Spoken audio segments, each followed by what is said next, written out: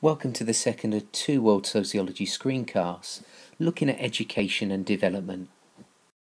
And in this short video we're going to look at the role that education plays in development from the perspective of the theories that we've been looking at throughout the World Sociology course.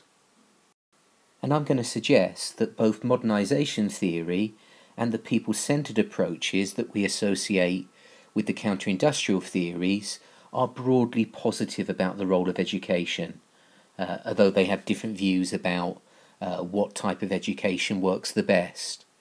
I'm also going to suggest that the neoliberal perspective, represented by people like Bill Easterly, are much more sceptical about the role that education plays in stimulating development. And then finally we're going to look at dependency theory, which is a bit more ambivalent about the role of education in development for reasons that will become clearer later. And modernisation theory is particularly positive about the role played by formal education systems in promoting development. And this is because they believe that formal education, so making sure that children go to school, has two positive functions. Firstly, they think that it helps the economy by training up the workforce and making sure that people are allocated their job on the basis of their ability and their effort. And secondly, modernisation theory believes that formal education can help poorer countries overcome some of their cultural barriers to development. And this is because education can act as an important agency of socialisation and therefore can be used to transmit modern norms and values that challenge some of the aspects of tradition within a poorer country that might stand in the way of development. So modernisation theorists believe that the purpose of education is to promote economic growth, to promote economic development, to allow the country to become more wealthy. And because they think that education has a really important role to play in development, they believe in nationwide systems of education provided by the government. And in terms of what the children actually learn when they're at school, they would argue that a Western model, based on the types of curriculums that you can find in countries that have already developed, is the most appropriate form of curriculum. And of course this reflects the kind of modernisation theory assertion that development involves poorer countries becoming more like us. Now, the people-centred approaches that we associate with the counter-industrial perspectives are also positive about the role of education, but they have a different role about the best type of education system compared to modernisation theory.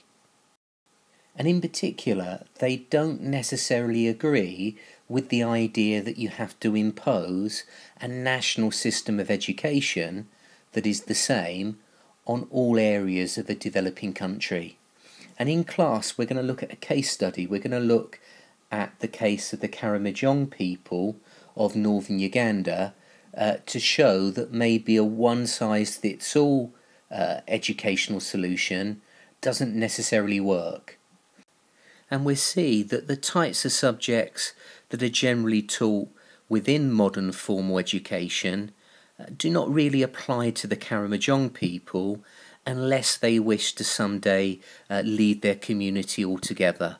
So we'll look at this case study in detail in class, but there are all kinds of problems with a one-size-fits-all educational policy. So although both of these perspectives, modernisation theory and the people-centred approaches, are positive about education, the latter approach is different. So they believe that the main purpose of education is to empower individuals. For example, they think that literacy is a really important form of individual empowerment. Secondly, rather than having a nationwide education system, they think that sometimes it's appropriate to be sensitive to the local context, as we see with the Karamojong case study.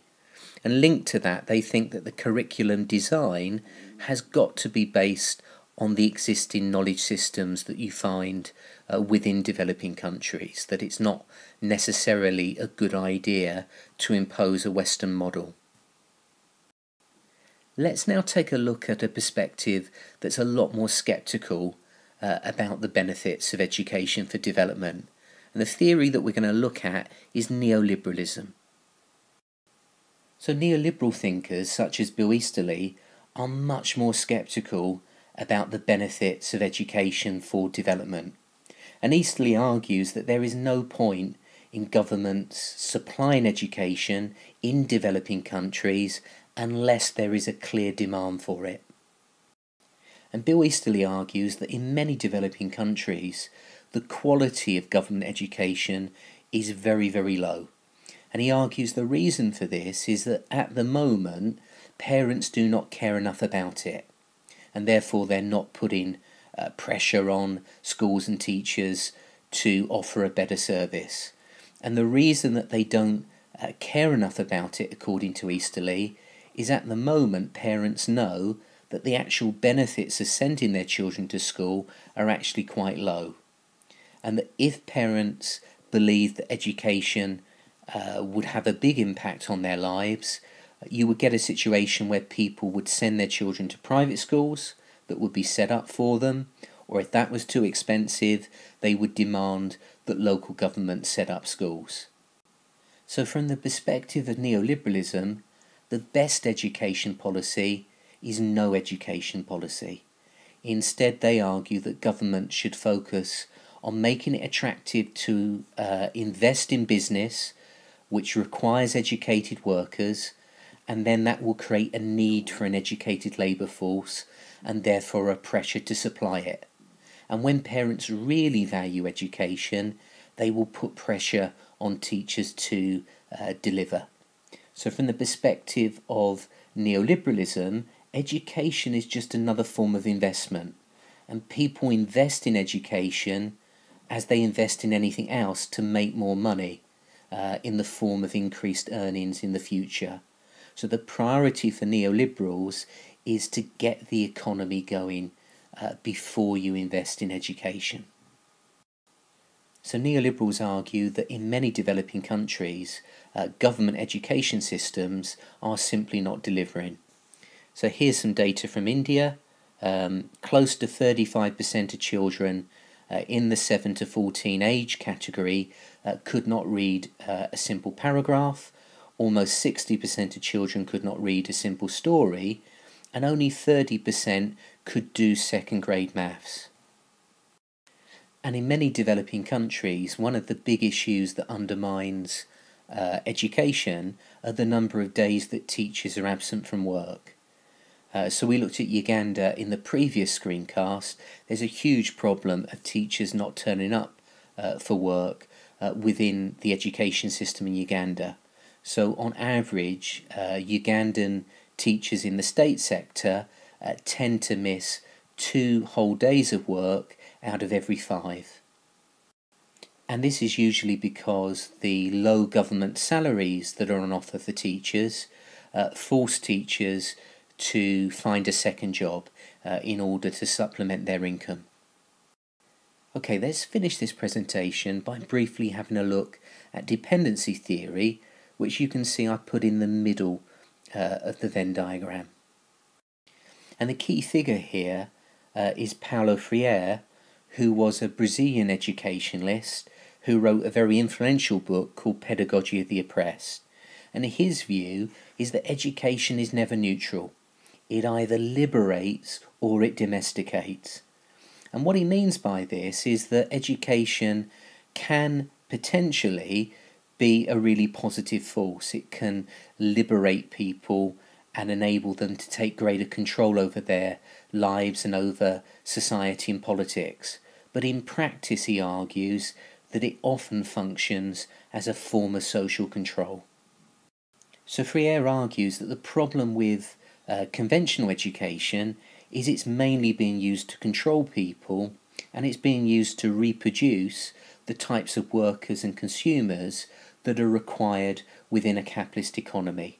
So this is essentially a kind of Marxist perspective, which argues that there is a close correspondence between the ways in which people and children are treated in the workplace and also in the school. In other words, through school, children get used to their future exploitation. So from this perspective, the problem with conventional education is it's all about social control. It's all about reproducing the types of social relationships that you find within the workplace. So for Freire, the problem with the conventional approach to formal education is it doesn't encourage students to think critically about society, and it doesn't fire a desire to challenge the views that they're taught. So according to Freire, schools that adopt this conventional approach become nothing more than pipelines producing robotic citizens, perpetuating the vision of a capitalist society that actually works against their interests. However, despite his reservations about the conventional approach to education, Freire argues that if schools change their approach to teaching and learning and adopt a perspective that he calls critical pedagogy, then education can be a force for good, a force for liberation.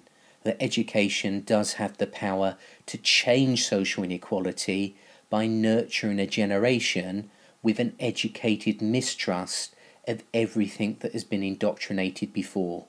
So the whole idea of critical pedagogy is to encourage students to develop critical thinking skills and ask questions about the accepted social truths that are normally relayed to people by the political system and by the media. In other words, rather than education being used to integrate people into the status quo, into the existing system, according to Freire, liberating education should enable students to transform society.